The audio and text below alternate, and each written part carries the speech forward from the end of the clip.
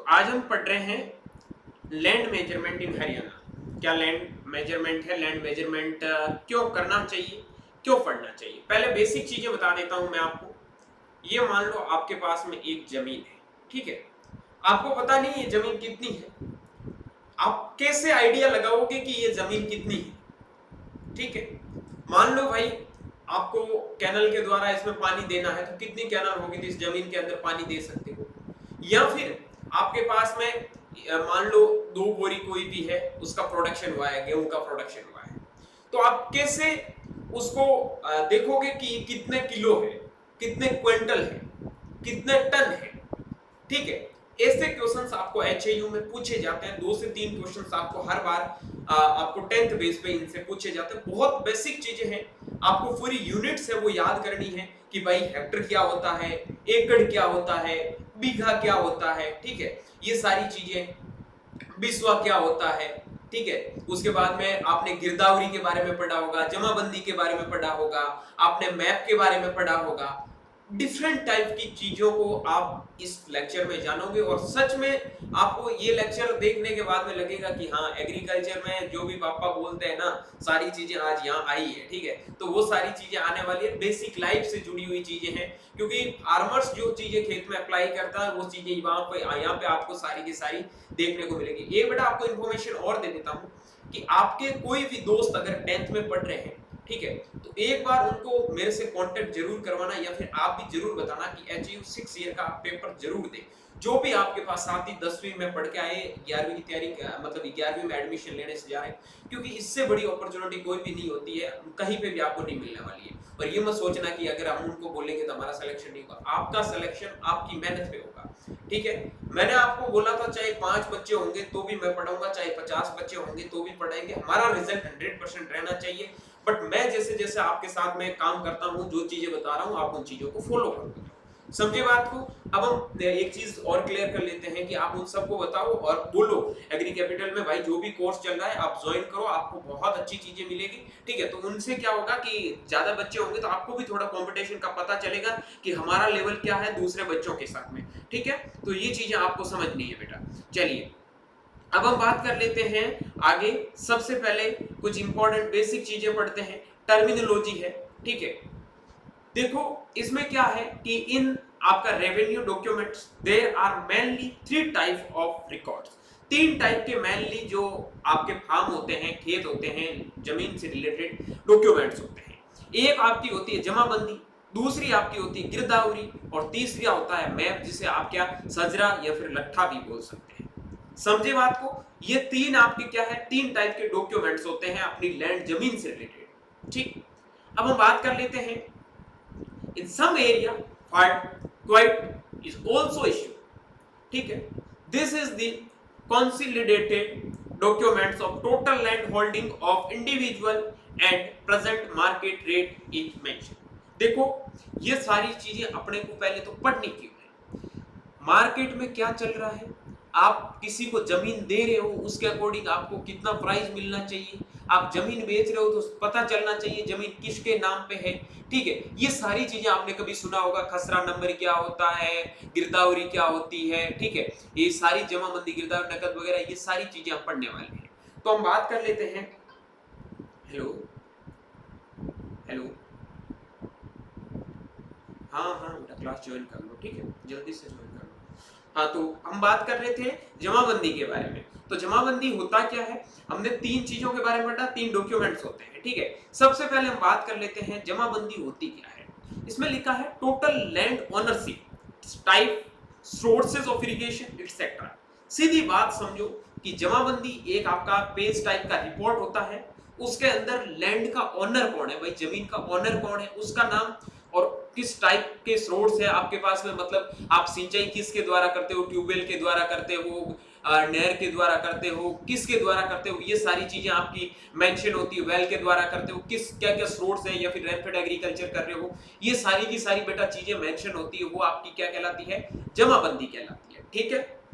उसके बाद में आता है गिरदावरी, रिप्रेजेंट द कल्टीवेशन पैटर्न, मतलब आपका खेत है वो कैसे कल्टीवेटेड होता है, ठीक है। अभी मैं बताऊंगा इनके बारे में, बताऊंगा कितने महीने में चेंज होती है, क्या होती है।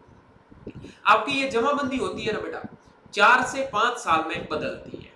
ठीक है, आप बोलोगे सर 4 से 5 साल में क्यों? तो बेटा जमाबंदी में अब चीजें हैं भाई, ओनर तो 4-5 साल पहले हर साल बदलता नहीं है जमीन का, ये तो आपको भी पता होगा। ठीक है, उसके बाद में इट्स टाइप।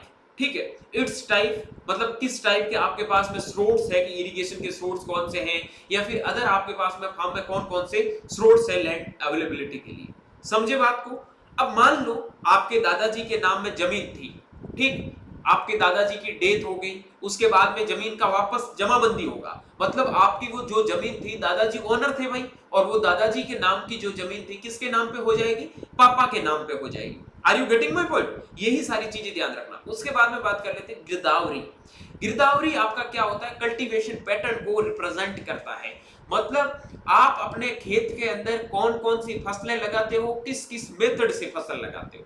समझे बात को? जैसे कि आपके पास में ये खेत है, इस खेत के अंदर आपको दो क्रॉप्स लगानी है, मान लो एक रबी में एक खरीफ में। ये हर 5 से 6 महीने में चेंज होता है, 4 से 5 महीने में, क्योंकि यहाँ हर 5-6 महीने में जैसे रबी खरीफ की फसल चेंज होती है, तो कल्टीवेशन का तरीका भी चेंज होगा। ऐसा तो है नहीं कि हमेशा सेम का, आज चावल बो दिया तो 4 साल बाद ही चावल ही रहेगा, कोई जरूरी नहीं है, ये चीजें चेंज होती रहती है। समझे बात को? हम अगली बात कर लेते हैं।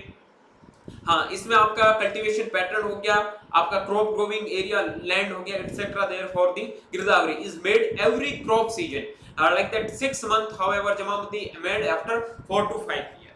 ठीक है, ये आपका 5 से 6 महीने में गिरदावरी है, बदलता रहता है, लेकिन जमाबंदी है वो 4 से 5 साल के बाद में क्या होता है? चेंज होता है। समझे? उसके बाद में तीसरी चीज हमने पढ़ी थी मैप रिप्रेजेंटेशन, कि भाई मैप होता है, वो मैप किसको रिप्रेजेंट करता है? तो मैप आपकी जमीन को रिप्रेजेंट कर रहा है कि आपका कौन से स्टेट में रहते हो, कौन से डिस्ट्रिक्ट में रहते हो, कौन सी तहसील में रहते हो, कौन सी पंचायत समिति लगती है, आपका गांव कौन सा है, ये सारी की सारी, और अपने गांव में आपका खेत कहाँ है, पूरी पूरी जो लोकेशन है, ग्रिड्स बने होते हैं लोकेशन में। आपने कभी कभार मोबाइल मैप में देखा होगा कि लोकेशन, कौन सी लोकेशन कहां पे कैसे सेट होती है, उसके अकॉर्डिंग ये मैप रिप्रेजेंट करता है कि आपका जमीन कहां पे है, कौन सी जगह पे है। आपने कभी देखा होगा, सर्च किया होगा, कहीं मॉल में जाना है, ठीक है, या फिर कहीं मैच के लिए खेलने के लिए जाना है, स्टेडियम, कोई जगह पता करने का, आप मैप पे सर्च करते हो, तो वो सारी चीजें जब इसके साथ में इंक्लूड कैसे होती है? वो मैप रिप्रेजेंटेशन के द्वारा होती है, अलग अलग ग्रिड बनाए जाते हैं, उनके द्वारा ये सारी चीजें पहचानी जाती है। समझ रहे हो ना बात को? तो ये सारी चीजें आपको, मतलब एक्चुअल जो पोजीशन होती है कि किस पोजीशन पे आप रहते हो, तो वो पोजीशन है वो रिप्रेजेंट करता है of land with important land marks. ठीक है, इंपॉर्टेंट जो लैंडमार्क्स होते हैं कि यहाँ पे क्या आपका इंपॉर्टेंस है, इस जमीन पे किसके पास ये जमीन हो सकती है, कौन सा एरिया नजदीक लग रहा है, उसके अकॉर्डिंग आपके मार्क्स करके ये सारी चीजें बताई जाती है। तो ये होता है आपका लैंड की जो बेसिक चीजें होती है। अब कुछ टर्मिनोलॉजी है जो आपको यहाँ पे पढ़नी है, ताकि आपको आगे कोई भी दिक्कत ना आए। रेवेन्यू की टर्मिनोलॉजी है, हरियाणा से रिलेटेड आपके जो ये क्वेश्चन पूछे जा सकते हैं, लेकिन लास्ट में क्वेश्चन कौन से पूछेंगे वो भी मैं बता दूंगा। ठीक है, देखो एक आपका आता है केवट नंबर, आपने सुना होगा, नहीं सुना तो ये बेटा आप अपने पापा से पूछोगे ना केवट नंबर क्या होता है, ठीक है, या फिर आपका क्रोनी नंबर क्या होता है, खसरा नंबर क्या होता है, तो वो भी आपको बता देंगे। ठीक है, किसी के देखा होगा किसी खेत का खसरा नंबर 176 होगा, किसी का 75 होगा, 78 होगा, ये सब के अलग अलग खसरा नंबर होते हैं। खसरा नंबर क्या होता है? Measurement of area in jamabandi. ठीक है, कि आपकी जमाबंदी है वो किस एरिया में कौन से नंबर पे हुई है, उसके अकॉर्डिंग करते हैं। तो इस एक एक चीज को हम पढ़ते हैं, आप भी इन चीजों को सबको नोट डाउन करना है। जो भी चीजें आज मैं लिखा रहा हूं, कोई भी ऐसी चीज नहीं है आपको जो कॉपी में नोट नहीं करनी है। नोट्स बेटा साथ में बनाते रहो। जो बच्चे नए जुड़ रहे हैं उनको बता दूं, आप फर्स्ट लेक्चर से कंटिन्यू लेक्चर देखो जाके, आपको जो अपना ऐप खोलोगे उसके अंदर फोल्डर मिलेगा, ठीक है, साइंस और एग्रीकल्चर के लेक्चर, वहां क्लास फर्स्ट, क्लास 2, क्लास 3, ये हमेशा रिकॉर्डेड क्लासेस भी वहां पे अपलोड होती रहती है। अगर कोई बच्चा लेट ज्वाइन करता तो कोई इश्यू नहीं है, वो बाद में मतलब जब भी उसको फ्री टाइम मिलता है तो वो पीछे की क्लासेस भी देख सकता है। बट आई थिंक कि अगर जब तक आप पीछे की चीजें कवर नहीं करोगे तो अपना कॉम्बिनेशन साथ में नहीं बैठेगा, और जब कॉम्बिनेशन साथ में अपना इंटरेक्शन नहीं बढ़ेगा तो आप चीजें समझने में थोड़े असमर्थ रहोगे। ठीक है, अब देखो बात करते हैं आपके कि व्हाट नंबर क्या होता है, the number of owner of the land, the number of owner of the land, मतलब जो जमीन का ओनर है उसके नंबर दिए जाते हैं उसके बाद में। और आपका टोनी नंबर क्या होता है, द नंबर ऑफ पोजीशनर या फिर कल्टीवेटर ऑफ लैंड, कि आपका कौन सी पोजीशन पे लैंड है या फिर आपका कल्टीवेटर जो कल्टीवेशन जिस लैंड में हो रही है वो कौन सी जगह है, कौन सी पोजीशन पे आता है, एक पोजीशन को रिप्रेजेंट करता है, ठीक है। उसके बाद में बात कर लेते हैं khasra number. Khasra number the number of measurement of area in jamabandi, ठीक है बेटा। उसके बाद में बात करते हैं किट्टा नंबर। किट्टा नंबर क्या होता है आपका, द नंबर जो आपका क्या करता है कि खसरा नंबर होती है ना जमाबंदी के अंदर, उनको क्या करता है, मेंशनिंग करता है, ठीक है।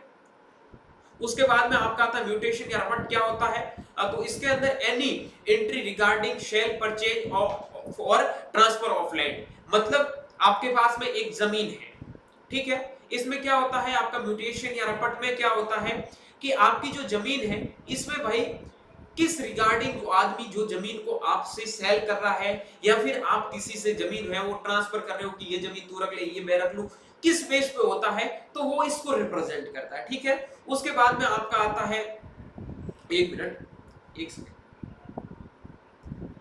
हाँ, वसीयत। ये क्या होता है, transfer of land through will. इसका मतलब एक बेसिक चीज में समझाता हूं विषय में कि भाई एक जमीन का या फिर कोई भी चीज होती है जो आपके नाम पे होती है, जब भी आप उसको किसी को बेचोगे तो आपके पास में पूरी एक गिरदावरी, एक पूरा कागज कानून बना रहेगा कि ये चीज आपके नाम पे है, ठीक है, वो आपकी वसीयत होती है। इब्बा क्या होता है, transfer of land through gift, मतलब इसका मतलब है कि आपको लैंड है वो गिफ्ट की गई है, ठीक है, किसी के द्वारा। उसके बाद में बिल्ला क्या होता है, डिवोइड ऑफ विदाउट, ठीक है। उसके बाद में अगला आपका आता है एडवांस नंबर, क्या होता है, ये इंपॉर्टेंट चीज है, एडवांस नंबर याद रख लेना, number of revenue village boundary, यानी कि आपका जो नंबर ऑफ रेवेन्यू है विलेज बाउंड्री से कितना है, वो सारी चीजें इसके अंदर मेंशन होती है। उसके बाद में अगला आपका आता है मस्क्यूई या फिर मुरबा या फिर आपका रेक्टेंगल। ये मुरबा बहुत इंपॉर्टेंट चीज है बेटा, याद रखना। आप मानो मैं समझाता हूं, आपके पास में ये लैंड है, ठीक है, ये लैंड है और इस लैंड का, ये लैंड आपका खेत है और इस खेत का जो एरिया है बेटा वो कितना है, 25 एकड़ है। कितना है, 25 एकड़ है, 25 एकड़ है, यानी कि ये आपका एक मुरब्बा हो गया। क्या हो गया बेटा, एक मुरब्बा हो गया, ठीक। आपके पास जमीन 50 एकड़ है तो आपका कितना हो जाएगा, 2 मुरब्बा हो जाएगा, समझ रहे हो। अब एकड़ क्या होता है, बीघा क्या होता है, हेक्टर क्या होता है, डोंट वरी, अभी थोड़ी चीजों को समझो, उसके बाद में आगे ये भी सारी चीजें बताऊंगा, ठीक है। अब बात कर लेते हैं लाल दोहरा। मतलब लाल दोहरा का मतलब समझो, एक आपने दोहरा देखा होगा खेत के या फिर गांव के बाहर ऐसी पट्टियां देख, बाउंड्री टाइप का होता है, ठीक है। The boundary of inhabited village within which ownership of land is generally through the position, समझे बात को। उसके बाद में हम बात कर लेते हैं type of land. Different type की लैंड है जो कभी कभार आपको पूछा जाता है। एक ये चाही, ये क्या होता है, चाही, इरिगेटेड थ्रू वेल या ट्यूबवेल, जो जमीन ट्यूबवेल के द्वारा या कुओं के द्वारा सिंचित है। मान लो आपके पास में जमीन है या फिर आपके पिताजी के पास में जमीन है और इसमें बेटा जो सिंचाई करते हैं, इरिगेशन देते हैं, वो किसके थ्रू देते हैं, आपका चाही के थ्रू देते हैं या फिर मतलब चाही जमीन का नाम है आपका, तो समझ लेना कि आपका जमीन में पानी है वो ट्यूबवेल के द्वारा या कुओं के द्वारा आता है, ठीक है। मतलब कैनल सिस्टम आपकी जमीन में काम नहीं करता। अगर आपका जमीन है वो नहरी कहलाता है तो मतलब सीधी है, सीधा मतलब यही निकल के आता है कि आपके जमीन में जो सिंचाई होती है वो नहरों के द्वारा होती है। किसके द्वारा होती है, नहरों के द्वारा आपकी जमीन की सिंचाई होती है। बारानी लैंड क्या होता है, बारानी भूमि का मतलब होता है रेन फेड एग्रीकल्चर, यानी कि या तो बारिश पे निर्भर रहेगा या फिर आपने पॉन्ड्स वगैरह बना रखा है जो बारिश का पानी होगा जिससे पानी भर जाएगा खेत में और बाद में आप सिंचाई कर दोगे, सॉरी उसमें सोविंग कर दोगे, ठीक है, और उससे धीरे धीरे सिंचाई उसमें करते रहो, समझ रहे हो बात को। उसके बाद में गैर मुमकिन, गैर मुमकिन का मतलब होता है नॉन कल्टीवेबल, मतलब उस जमीन के ऊपर कल्टीवेशन करना पॉसिबल नहीं है। उसके बाद में बात कर लेते हैं आबादी, जो आपका इनहेबिटेड होता है। उसके बाद में बात कर लेते हैं बंजर भूमि, यानी कि 4 से 5 साल तक अगर किसी भी जमीन के अंदर कल्टीवेशन नहीं किया जाता है या फिर जमीन के अंदर कोई भी फसलें वगैरह नहीं बोया जाता, ये मान लो एक जमीन है, इसके अंदर 4 से 5 साल हो गए हैं, कोई भी फसलें हैं वो नहीं बोई गई है, जमीन खाली पड़ी है, तो वो आपकी बंजर भूमि कहलाती है। समझ रहे हो ना बात को? चलिए अब हम बात कर लेते हैं टाइप ऑफ आपका पोजीशंस के बारे में।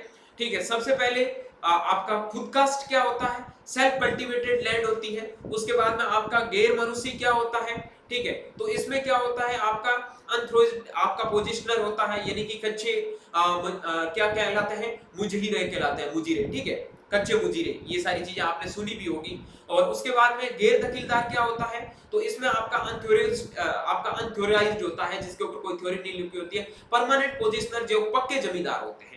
एक तो आपके ये शब्द आपने सुने होंगे, ठीक है, एक तो आपका होता है गैर मनुष्य, ठीक है, और एक आपका होता है गैर दखलदार। दखलदार का मतलब होता है पक्के जो आपके मजुआरे है, ठीक है, मुजहारे, मुजहारे क्या क्या बोलते हो मुजहारे को, कैसे भाषा में समझो मुजहारे, मतलब अपने पेरेंट्स वगैरह से पूछोगे वो अपनी लोकल लैंग्वेज में बहुत अच्छे से बताएंगे, ठीक है, मुजियारे क्या होता है कि मुजिहारे क्या होता है। तो इसमें क्या होता है, ये अनथ्रोज्ड परमानेंट होता है ये, ठीक है, और ये कोई परमानेंट नहीं होते, कच्चे जो आपके मुजिहारे होते हैं उसमें लिए जाते हैं। ये लोकल टर्म्स है, ठीक है, तो थोड़े याद रख लेना ताकि आपको वो नहीं लगे ना कि यार ये चीज क्या आ गई। हालांकि इतना ज्यादा आपको एग्जाम में नहीं पूछा जाता, बट बेसिक यहाँ से सारी चीजें आपको क्लियर हो जानी चाहिए, ठीक है। एग्जाम में ये सारी चीजें नहीं पूछी जाती है इतनी, बट इन केस अगर पूछ लिया तो क्या करेंगे, अपना तो टारगेट भाई एग्रीकल्चर में 40 में से 40 करना था। इट मींस एक एक चीज अभी से कवर करना है, आगे थोड़े और डिफिकल्ट चीजें आएगी तो वहां आपको याद करने में बहुत ज्यादा दिक्कत आएगी। इसीलिए बोल रहा हूँ चीजों को साथ साथ में पढ़ते जाओ। और एग्रीकल्चर ऐसा सब्जेक्ट है,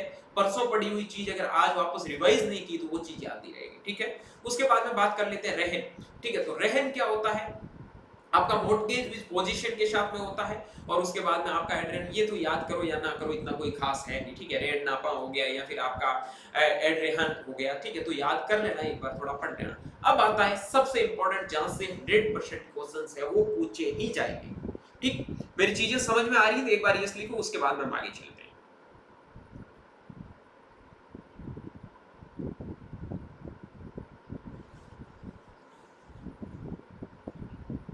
समझ में आ रही है ना बेटा?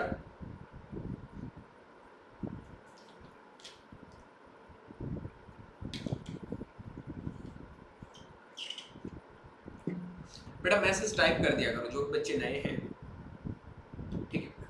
चलिए आगे चलते फिर।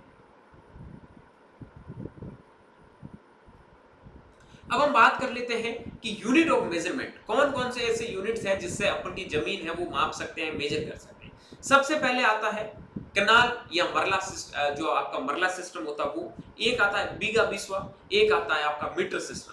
अब मुझे बच्चे आप ये बताओ कि आप कनाल के बारे में जानते हैं या नहीं जानते हैं, ठीक है। अगर आप जानते हैं तो एक बार लिखो, या फिर नहीं जानते हो तो मैं आपको वहां से बेसिक चीजें भी क्लियर करूं कि किसने सुना है। जो भी बच्चे यहाँ पे क्लास देख रहे हैं बताओ, आपने बीघा के बारे में,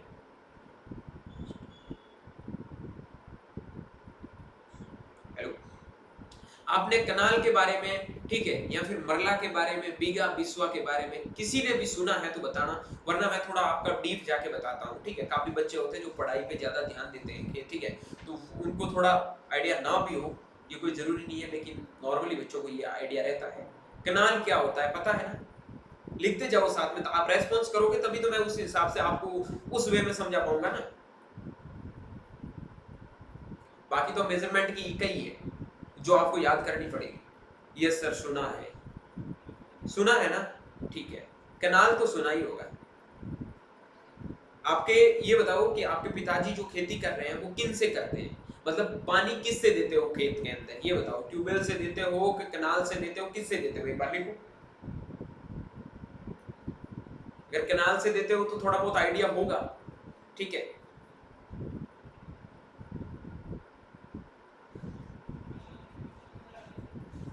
चलिए आप ना मेरी एक चीज सुनो कि मेरी क्लास में आप बिल्कुल ओपन बोला करो, जो भी चीजें आ रही है समझ में बढ़िया बात है, नहीं आ रही तो बोलो सर कोई भी आइडिया नहीं है, तो मैं आपको ट्यूबवेल से होती है, ठीक है, ठीक है, ठीक है। तो आप है ना ओपनली बोला करो, जो भी चीजें हैं हम आराम से समझेंगे भाई, हमारा काम क्या है समझना है, ठीक है। तो ये मत रखा करो कि सर नहीं क्यों ही बोलूंगा, मैं बोलूंगा क्या होगा, कुछ नहीं होगा भाई। 10वीं क्लास के बच्चे हो, एग्रीकल्चर पढ़ रहे हो, that is a very good opportunity, ठीक है। तो इससे बड़ी अपॉर्चुनिटी आपके लिए कुछ भी नहीं हो सकती है। तो थोड़ा आप सीरियसली पढ़ोगे, बहुत अच्छी चीजें सीखोगे, और मैं गारंटी के साथ मैं कहता हूँ आपको, मैं 10वीं लेवल पे इतनी चीजें पढ़ा दूंगा, ऐसी चीजें एकदम बता दूंगा, अगर थोड़ा सा आप सही से रेस्पॉन्स साथ में दोगे, ध्यान से पढ़ोगे ना, आपको नहीं लगेगा कि 12वीं पढ़ा हुआ बच्चा भी आपसे ज्यादा एग्रीकल्चर के बारे में जानेगा। समझ रहे हो बात को? आपको चीजें याद करनी पड़ेगी साथ साथ में, ठीक। ओके बेटा, चलिए बात कर लेते हैं कनाल सिस्टम या मरला सिस्टम क्या होता है। ये आपकी जमीन है और आपकी जमीन के पास में नहरें जहां से आ रही है और यहां से आप सिंचाई कर रहे हैं, ठीक है। अब हम जानेंगे कि भाई कितनी कैनाल अपने खेत में लगनी चाहिए, वो कितने दिन में लगनी चाहिए, उसके हिसाब से, ठीक है। बीघा क्या होता है, बिस्वा क्या होता है? बीघा बेटा एक हेक्टर नाम सुना है ना, हेक्टर, ठीक है। हेक्टर का छोटा रूप होता है एकड़, एकड़ का छोटा रूप होता है वो होता है बीघा, ये क्रम में भी पूछ सकता है। और बीघा का जो छोटा रूप होता है वो होता है आपका बिस्वा। समझे बात को? यानी कि छोटी छोटी इकाइयां हैं। अभी मैं बताऊंगा मरला क्या होता है, उनके बारे में भी जानेंगे। The third one is the most common now and in new measurements in जो आपका डॉक्यूमेंटेशन है and use the conversion to about with the third one is the under. आपका सबसे पहले बात करते हैं कैनाल या मरला सिस्टम के बारे में। एक हेक्टर बेटा बहुत इंपॉर्टेंट है, चीज को याद कर लेना, एक हेक्टर के अंदर 10,000 मीटर स्क्वायर, समझ लेना, ठीक है। उसके बाद में इसका जो एकड़ पूछा जाता है, क्वेश्चन पूछेगा एक हेक्टर के अंदर कितने एकड़ होते हैं। एक हेक्टर के अंदर 2.47 एकड़ होते हैं, समझे बात को? ओके। उसके बाद में एक एकड़ का एरिया कितना होता है बेटा? वो आपका होता है 4046.86 मीटर, ठीक। इसमें कितनी कैनाल लगती, ये क्वेश्चन पूछा गया है एचयू के अंदर। एक एकड़ के अंदर कितनी कैनाल होती है? ऑप्शन था 4, 6, 8 और 10, ये क्वेश्चन था। यहां से क्वेश्चन मान लो तुम पढ़ोगे ही नहीं ये सारी चीजें, यहां से क्वेश्चन गलत कर दोगे। आगे और बताऊंगा कौन सा क्वेश्चन पूछा था, ठीक है। तो याद रखना एक एकड़ के अंदर बेटा कितनी कैनाल होती है? 8 कैनाल होती है। दूसरा क्वेश्चन, आपका माइंड अगर काम कर रहा है तो बताना। अभी मैंने आपको बताया था लगभग 2.5 आपका एकड़ होता है एक हेक्टर के अंदर। तो आप बेटा मुझे ये बताओ एक हेक्टर के अंदर कितनी कैनाल लगती है? मैंने बता दिया एक एकड़ के अंदर 8 कैनाल लगती है। मैं मानूंगा कि बच्चों का सच में दिमाग काम कर रहा, थोड़े बहुत इंटेलिजेंट हो। तो बताओ अगर क्वेश्चन आपको पूछ लिया ये एकड़ का नहीं पूछ के, क्वेश्चनों को यही बोलता हूं मैं, छोटी छोटी गलतियां कभी भी मत करना, ठीक है। एक एक चीज को सोच समझ के आपको रिप्लाई करना है। तो आप मुझे ये बताओ, अगले क्वेश्चन का रिप्लाई दो कि भाई एक हेक्टर जमीन के अंदर आपके कितने कैनाल लगते हैं? बताओ फटाफट बताओ, डिले मत करो क्योंकि टाइम तुम्हारा ही जाएगा, ठीक है। बोलो।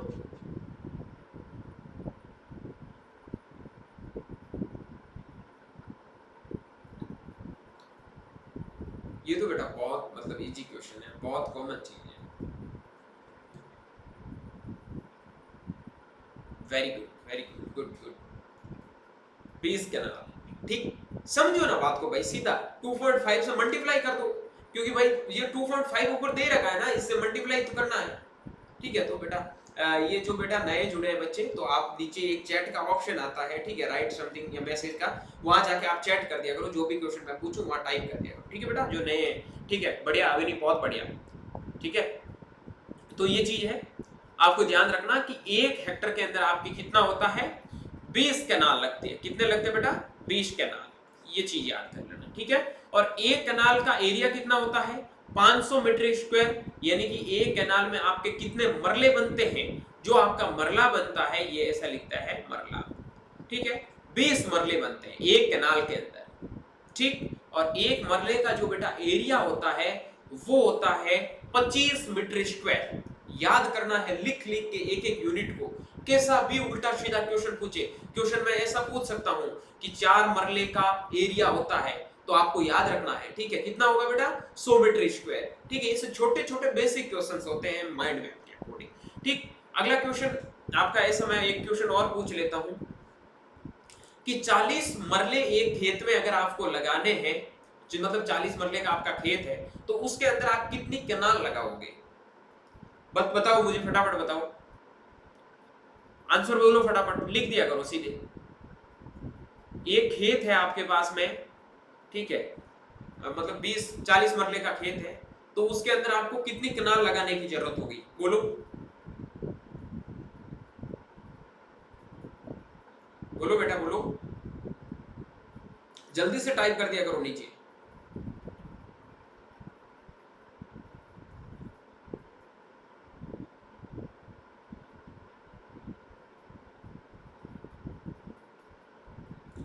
आइडिया नहीं है तो नो लिख दिया करो सर, कि नो सर आइडिया नहीं है।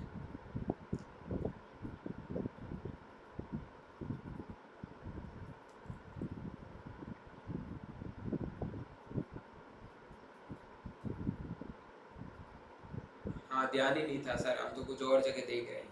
मेरा क्वेश्चन था बेटा कि 40 मरले हैं, मतलब 40 मरला का एरिया है, तो उसके अंदर कितने कैनाल लगाओगे? थोड़ा ध्यान दिया करो यार।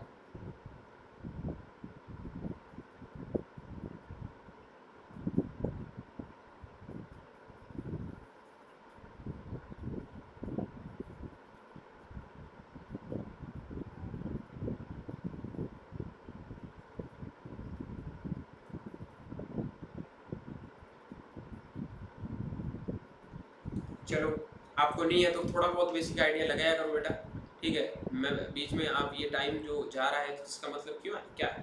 ऐसे करोगे तो रिजल्ट कैसे निकलेगा?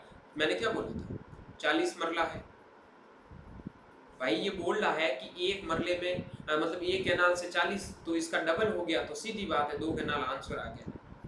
ठीक है, ये थोड़ा बहुत सोचो यार, जब तक सामने से रेस्पॉन्स नहीं दोगे तब तक मजा नहीं आएगा पढ़ाने का, वरना रिकॉर्डेड क्लास भी देख लो, ठीक है।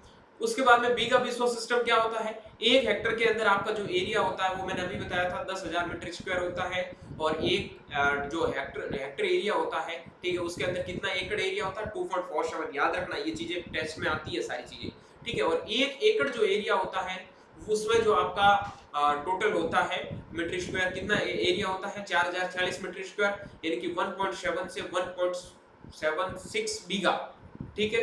पुख्ता बड़ा बीघा, ठीक है, तो ये चीजें ध्यान रखना। 1.76 बीघा किसके अंदर होता है? ये आपका होता है 1 एकड़, मतलब ये बोल रहा है 1 एकड़ के अंदर आपका इतना एरिया होता है, ठीक है। तो बीघे कितने बनते हैं? लगभग 1.76, 2 बीघे से थोड़ा सा कम एरिया होता है एकड़ के अंदर, ठीक है, ये चीज याद रखो। उसके बाद में 1 एकड़ का एरिया हो गया ये, उसके बाद 1 बीघे बराबर 5.26 बीघा कच्चा। अब देखो यहां से आप कंफ्यूज हो जाओगे, एक आपका कच्चा बीघा होता है, एक आपका पक्का बीघा होता है, बड़ा बीघा, ठीक है, पुख्ता बीघा कहते हो आप, ठीक है। तो छोटा बीघा और बड़ा बीघा में अंतर क्या होता है, एक समझाता हूं आपको। एक मिनट एक मिनट एक एक एक मिनट, अच्छे से समझो इस चीज को। ये आपके पास में खेत है, ठीक। अब आपके पास में जमीन क्या है? 1 एकड़, 1 एकड़ जमीन है। अब एक जगह एक किसान तो है, वो कच्चा बीघा मापता है, क्या मापता है? कच्चा बीघा, ठीक है, ये आपका कच्चा, और एक है वो मांगता है बड़ा बीघा या फिर पुख्ता बड़ा। तो जो बड़ा बीघा 1 एकड़ में करता है उसका एरिया होगा 1.76 बीघा 1 एकड़ के अंदर। अगर कोई पूछेगा उसको जाके कि साहब आपके पास में कितने बीघे जमीन है, तो अगर वो पक्के बीघे के अनुसार देखता है, पुख्ता बड़े बीघे के अनुसार देखेगा, तो वो बोलेगा 1.76 बीघा जमीन है मेरे पास, मतलब 2.25 बीघे जमीन है मेरे पास, ठीक है। सवा, आधा, पौन, ये तो समझते ही होंगे ना कि मेरे पास भाई 2.25 बीघे जमीन है। अब एक किसान है जो क्या करता है, कच्चे बीघे या फिर नॉर्मली रैंडमली ऐसे मापता है, तो उसका जो जमीन होगा वो कितना होगा? ये लिखा है कि आपका 5 6 बीघा, यानी कि वो बोलेगा कि मेरे पास तो 5.25 बीघे जमीन है। समझ रहे हो ना बात को? तो यही चीजें आपको ध्यान रखनी है कि कच्चे बीघे में जमीन कितनी होती है, पक्के बीघे में जमीन कितनी होती है। ठीक है बेटा, ओके। उसके बाद में बात कर लेते हैं अगला, 1 बीघे में आपका जो पुख्ता का एरिया है वो दे रखा है कि इतना एरिया होता है। बीघा अगर पक्का है तो उसमें का एरिया होगा 3305 मीटर स्क्वायर, और जो बड़ा होगा 768.33 मीटर स्क्वायर, ये याद रखना। बट इन हरियाणा के अंदर जो 1 बीघा होता है, ये याद रखो, आपको मोस्टली यही क्वेश्चन यहाँ से पूछा जाएगा। 843.30 एरिया होता है हरियाणा के अंदर 1 बीघे का। ठीक है, ये चीजें याद रखना। अब कहने का मतलब क्या है, छोटा बीघा होता है उससे भी बड़ा, समझ रहे हो, लगभग कितना बढ़ेगा। अब बताओ, यहाँ एरिया लिख दिया है कि हरियाणा के अंदर 1 बीघे का एरिया 843 है। ठीक है, आप बताओ कि हरियाणा के अंदर 1 एकड़ में कितने बीघे बढ़ेंगे, सोचो। ठीक, ये सोच के बताना मुझे। एक बिस्वा है, उसके अंदर आपका जो एरिया बन रहा है 115.25 मीटर स्क्वायर। ठीक है, या फिर आपका स्क्वायर यार्ड में देखोगे तो 137.80। ठीक है, उसके बाद में एक बिश्वानी होती है, उसका एरिया होता है 5.76 मीटर स्क्वायर और 6.89 स्क्वायर यार्ड। ठीक है, उसके बाद में एक आपका कछवानसी होती है। ठीक है, चौंसी के अंदर जो एरिया होता है वो होता है 0.288 मीटर स्क्वायर। एक डेसिमल होता है, उसके अंदर एरिया होता है वो 40.48 मीटर स्क्वायर होता है। ओके, अब हम बात कर लेते हैं जमाबंदी इन हरियाणा लैंड रिकॉर्ड्स। कुछ इंपॉर्टेंट चीजें यहाँ पे और आपकी बहुत इंपॉर्टेंट चीजें आ जाती है, ये चीजें तो आपको याद करनी ही है। ठीक है, 1 मुरब्बा यानी कि 25 किला होता है, ये क्वेश्चन याद रखना, एक मुरब्बे के अंदर 25 किला होता है। ठीक, उसके बाद में इसका जो एरिया होता है वो दे रखा है यहाँ। ठीक है, स्क्वायर फीट यानी कि 25 एकड़, ये चीज मैंने ऊपर बता दी आपको। 25 एकड़, एक एकड़ के अंदर एरिया कितना होता है 2.47। 2.47 को 25 से मल्टीप्लाई करो, आपको स्क्वायर फीट में एरिया मिल जाएगा। अब ये क्या होता है, एकड़ का एरिया है। एक एकड़ में मैंने बताया था 4046 पॉइंट, उसको मल्टीप्लाई 4046 को 25 से गुणा करो तो ये एरिया आपके पास में स्क्वायर फीट में निकल के आएगा। समझ रहे हो ना बात को? गुणा करके भी देखोगे तो भी आपका वही आएगा, 25 चौको 100, वहां लगभग यही आएगा। ठीक है, तो ऐसे आपको एक एक चीजें ध्यान रखनी है। अब हम बात कर लेते हैं, ये देखो मेजरमेंट वाली चीजें ये है ना, कितना भी क्वेश्चन आपको घुमा फिरा के दे, आपको बिल्कुल भी कंफ्यूज होने की जरूरत नहीं है। आप कंफ्यूज हुए मतलब आपका 1 नंबर चला गया। और 1 नंबर क्या बोलूं मैं, 1 नंबर की वैल्यू, कभी कभार स्टूडेंट है ना 10 नंबर वालों को कम रह जाए तो उनको टेंशन नहीं होता है, 1 नंबर कम रह गया ना बड़ा पछतावा होगा, बड़ा पछतावा, खास 1 नंबर। समझ रहे हो ना बात को, 1 नंबर की वैल्यू एटलीस्ट। बाकी कहीं एग्जाम कॉम्पिटिटिव देते हो उसमें इतनी वैल्यू नहीं रखता है, एक तो गवर्नमेंट एग्जाम होता है उसमें तो रखता ही, एंट्रेंस में इतनी वैल्यू नहीं रखता, बट एचयू के एंट्रेंस में 1 नंबर बहुत वैल्यू रखता है। मेरा रूममेट है, ठीक है, तो उसने 10वीं लेवल का जो पेपर दिया था, इक्वल मार्क्स थे, बट जो 10th के परसेंटेज देके जाते हैं उसके बाद में वो दूसरे से 1% कम था, उसकी वजह से सिलेक्शन। समझ रहे हो, तो बहुत डिफिकल्ट सिलेक्शन।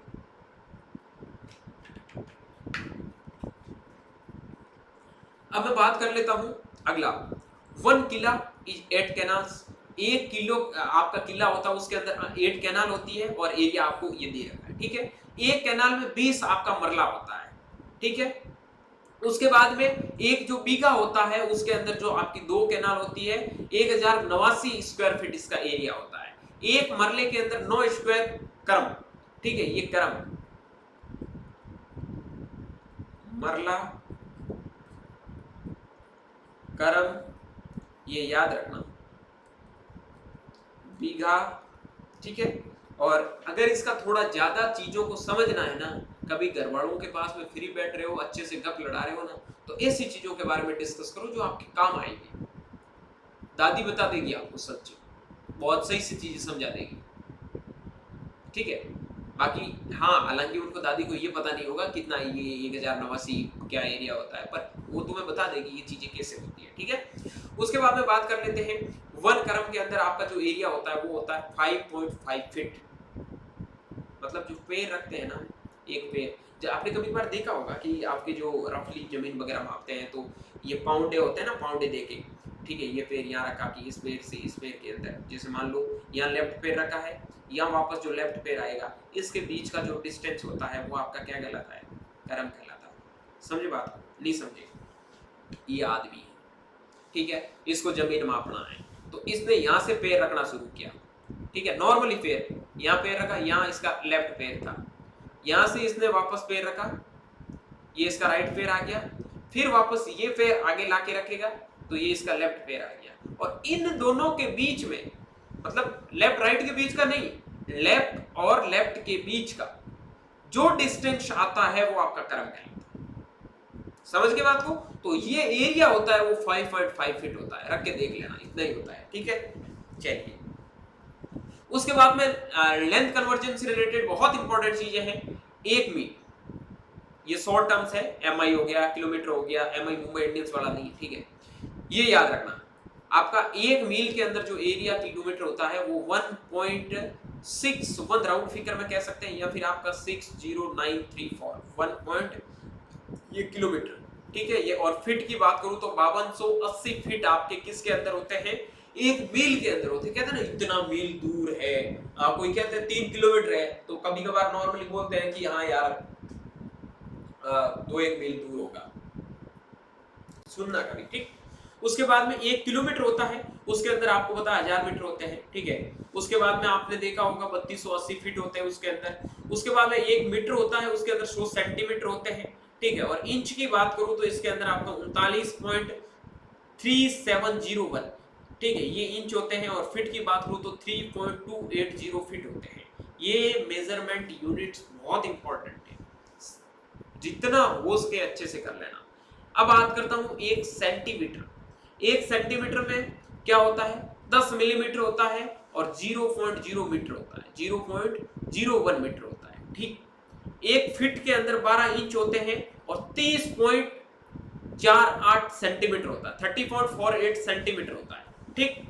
1 इंच के अंदर 2.54 सेंटीमीटर होते हैं, और फीट होते हैं वो होते हैं 0.0833 फीट, ठीक। एक आपका जो कर्म होता है उसके अंदर 66 इन, आईएन का मतलब इंच होता है, ठीक है, और 5.5 फीट, ये चीज मैंने अभी आपको बताई। समझ रहे हो बात को? चलिए, गुड। अब मेरी बात अगर आप थोड़ा भी कॉमन सेंस लगा रहे हो तो यहां समझ जाओ कि यहां मैंने एक चीज लिखी है, एक एक से रिलेट करो चीज को। 1 फीट के अंदर कितना इंच होता है, 12 इंच होता है। अब क्वेश्चन, एक कर्म में कितने इंच होते हैं? अभी मैंने बोला भाई 5.5 फीट,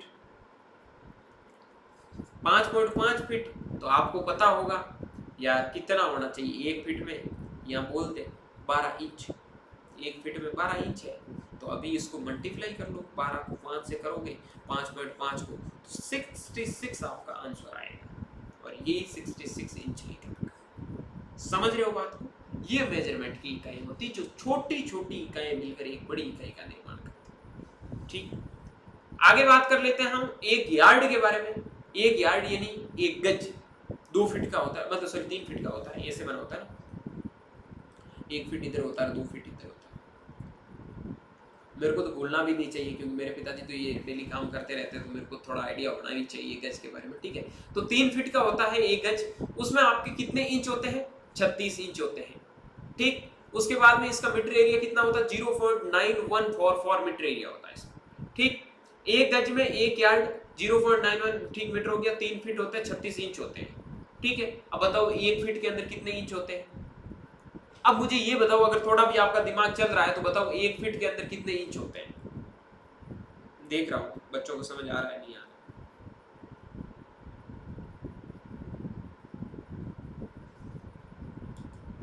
बोलो बेटा।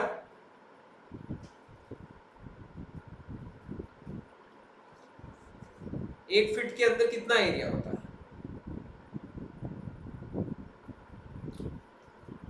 1 फीट के अंदर कितने इंच होते हैं? बोलो, फटाफट बोलो। 12 इंच, मतलब थोड़ा बहुत तो तुम ध्यान में रख रहे हो, ठीक है।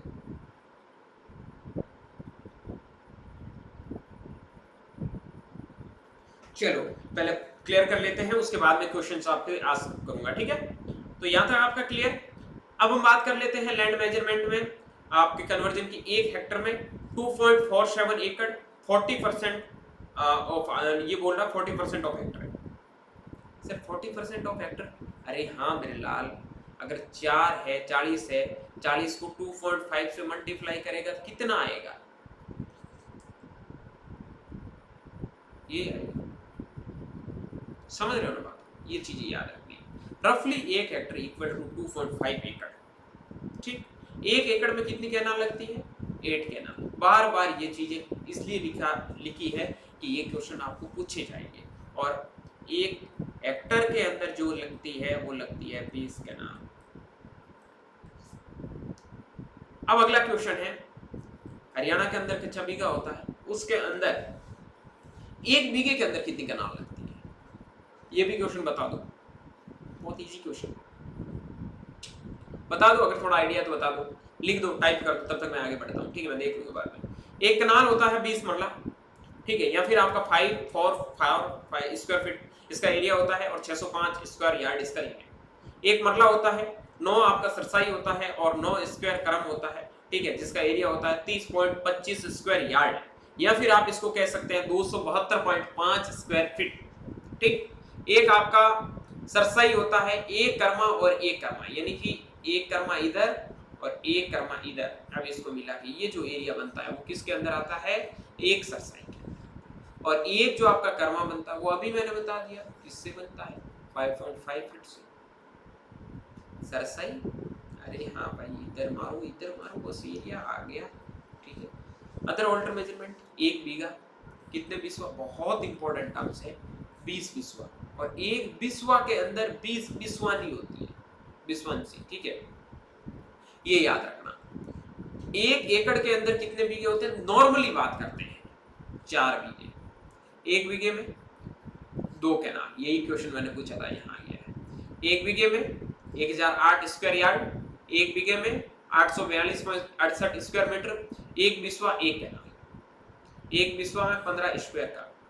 ठीक, अब करम वगैरह ये पता होना चाहिए, बिस्वा 15 स्क्वायर करम मिलेगा तो ये एकड़ या किला। 1 एकड़ में 8 कैनाल, 160 मरला, 4000 मीटर एरिया हो गया, 36 करम।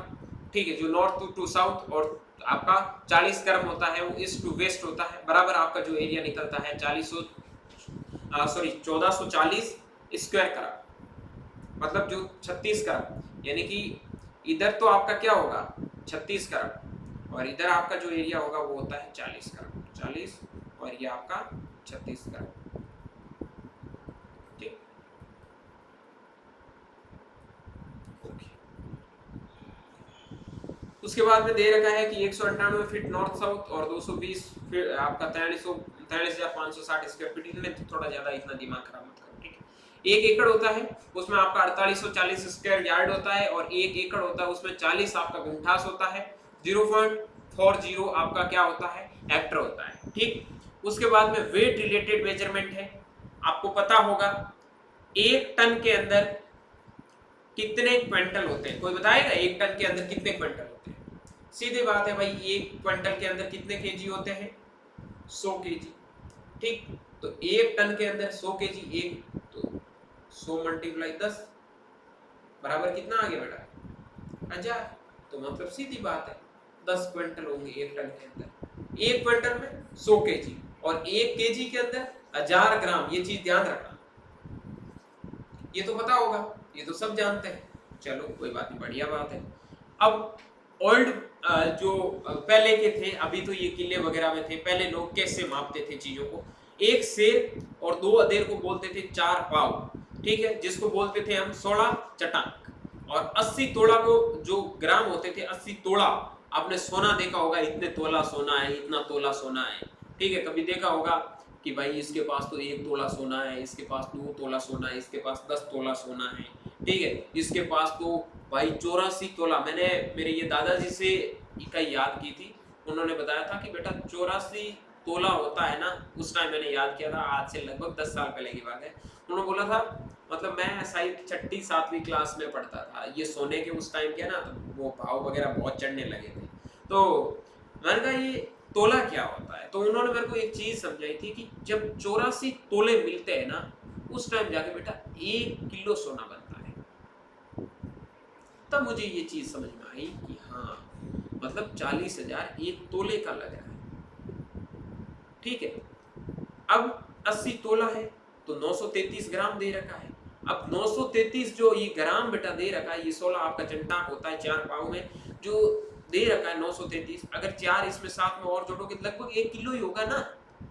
Common sense, yes.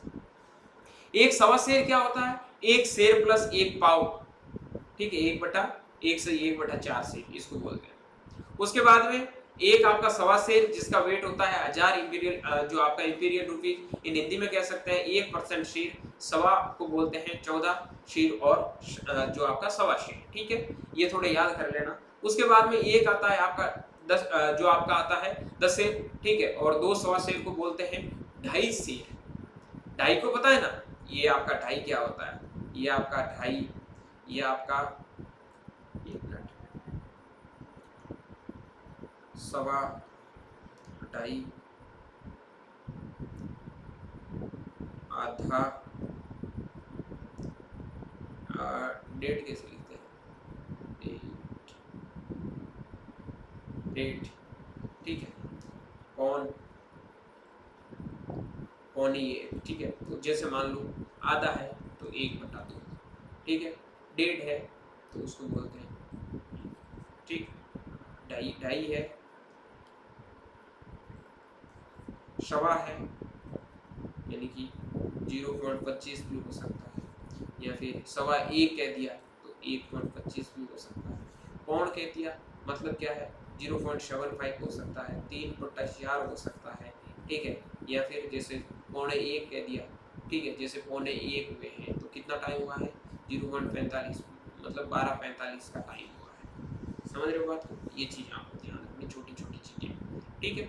उसके बाद में आपका अगला आता है एक पसेरी, तो जो आपका अधिशरी होता है उसमें आपका 5 शेर होते हैं, इन हिंदी में 5 शेर होता है, पंच, ठीक है, 5 शेर। और जो आपका पसेरी फॉर शॉर्ट में कह सकते हैं आपका एक जो आपका दशेरी में क्या होता है, पसरी होता है और 10 शेर होता है, ठीक है। इन हिंदी के अंदर जो आपका 10 शेर होता है उसके अंदर 10 शेर और दशेरी शॉर्ट को कह सकते हैं। एक आपका मंड, मान और मैन, ठीक है, या फिर या तो मान कह सकते हैं या मंड को क्या कह सकते हैं, मैन कह सकते हैं। 4 दशेरी में 8 पसेरी होता है और 40 शेर होता है। ये थोड़े मुझे भी पता अजीब से लगते हैं, पता नहीं क्या वर्ड है, मेरे को भी इससे पहले नहीं पढ़ते हैं, बट याद कर लेना, हो सकता है क्वेश्चन यहाँ से आ सकते हैं, ठीक है।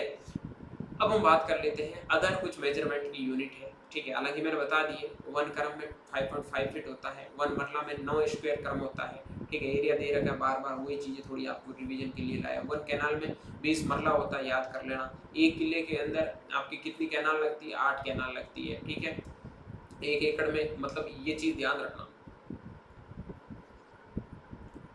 एक किला कोई जानता, कोई बताएगा किला क्या होता है? वो फॉरेट वाला नहीं, फॉरेट वाला नहीं, बताएगा किला क्या होता है? बोलो, जवाब दो फटाफट मेरे को, किले के बारे में जानते हो, किला क्या होता है?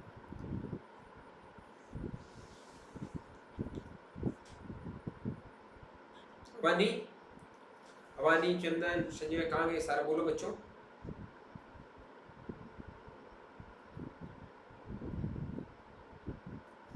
नहीं पता है तो भी बोल दो, बता दो।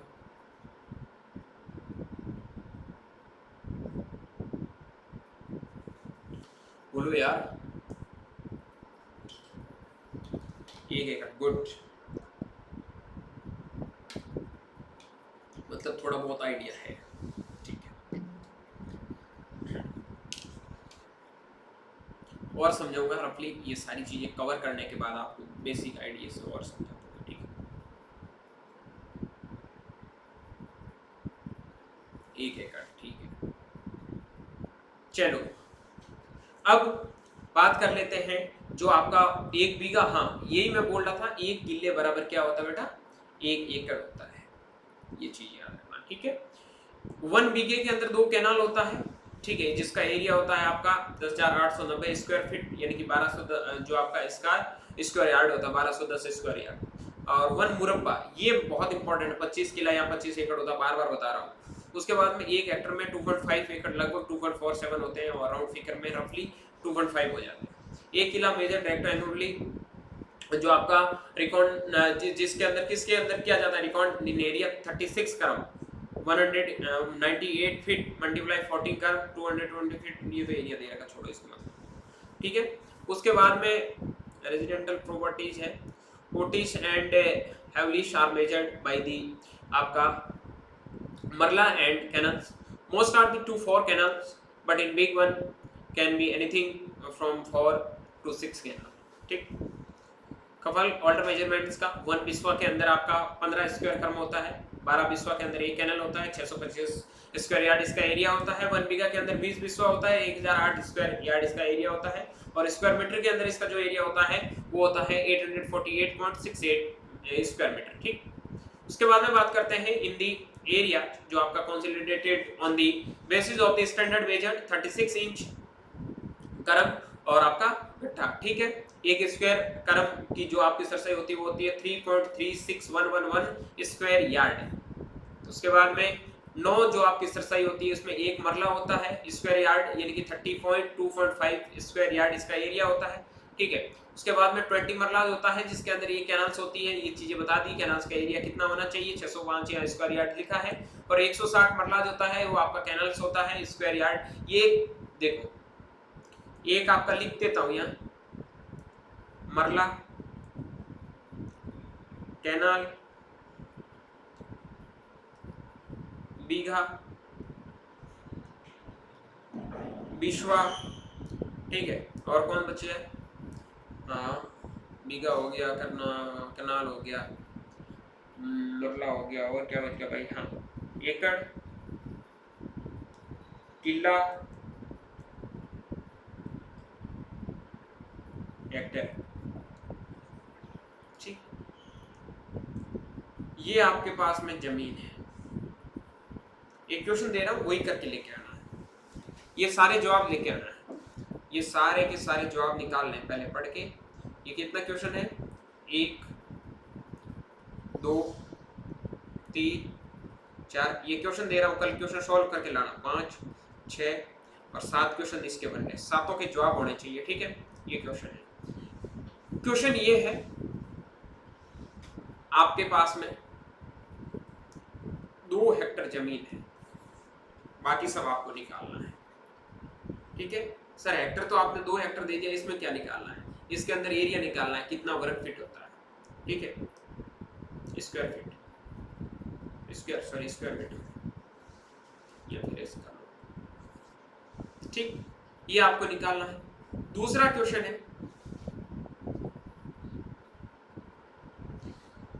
आपके पास में एक खेत है और उसके अंदर 5 बीघा आपका खेत है, कितना बीघा है, 5 बीघा, ठीक है। 1 बीघे के अंदर आपका जो प्रोडक्शन होता है वो है 4.5 क्विंटल, ठीक है। तो पहला तो लिखना है टोटल प्रोडक्शन, दूसरा लिखना है आपको 4.5 1 क्विंटल हो रहा है, ठीक है, तो टोटल एरिया का प्रोडक्शन लिखना है। उसके बाद में टोटल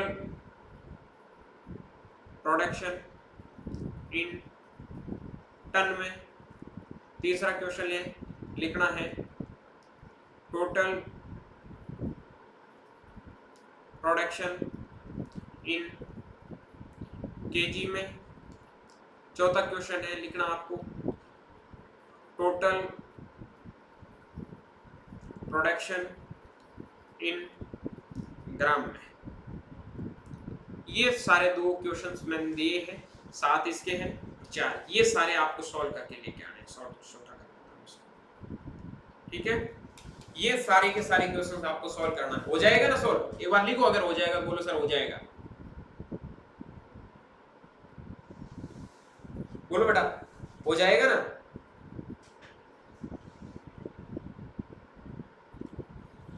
रफ कॉपी में लिख लेना है, रफ क्यू फेयर में भी लास्ट में कर सकते हो एक्सरसाइज के अंदर ये, दिमाग दौड़ना शुरू हो जाएगा आपका। ठीक, बोलो बच्चे। ठीक है, तो ये आपको लिखना है रफ कॉपी। ओके ओके, तो कल ये आप मेरे को बताएंगे लिख के आंसर कैसे निकला है, क्या आंसर निकला है। ठीक है, उसके बाद में हम नेक्स्ट वो लेक्चर में पढ़ेंगे। अभी आपको कोई डाउट है तो मुझे बताइए।